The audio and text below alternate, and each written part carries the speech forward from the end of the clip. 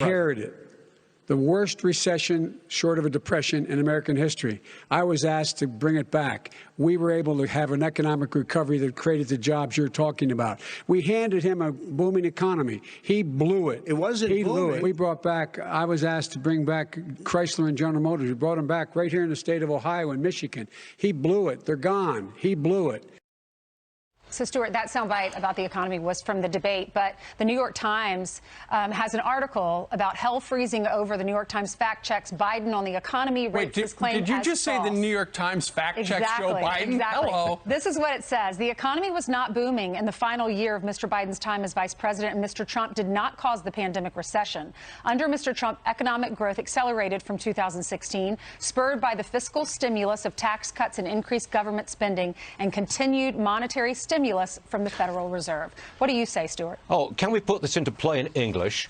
Joe Biden is dead wrong, absolutely dead wrong. He says we left him a booming economy. Let's break that one down for a start. No. You did not leave Trump a booming economy. You left Mr. Trump, when he became president, what you left him with was an economy that was growing at less than 2% a year, a very slow economy. It was Mr. Trump who introduced tax cuts and red tape cuts that produced a booming economy with growth of better than 3% and an unemployment rate at a record low. The other side of his statement is he, President Trump, caused the recession. That is absolute nonsense. The recession was caused by the virus, just as the recession was caused all around the world by the virus. It wasn't President Trump, it was the virus. And in fact, the worst performing states with this virus are those states which have locked down longer and more firmly.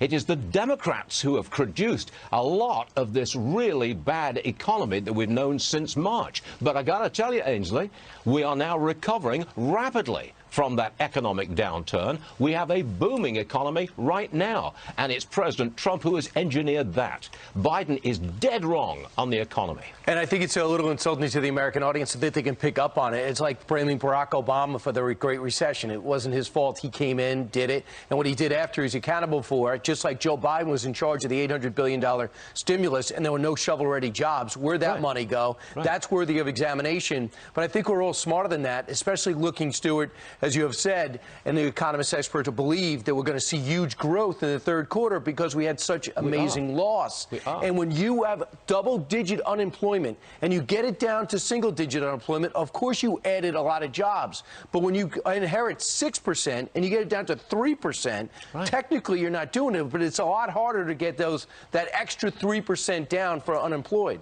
Yeah, look, Joe Biden is introducing a myth.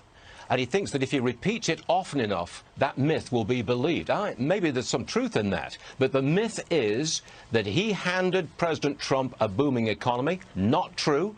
The other myth is that it's Trump who led us into this current recession. Not true. It's the virus.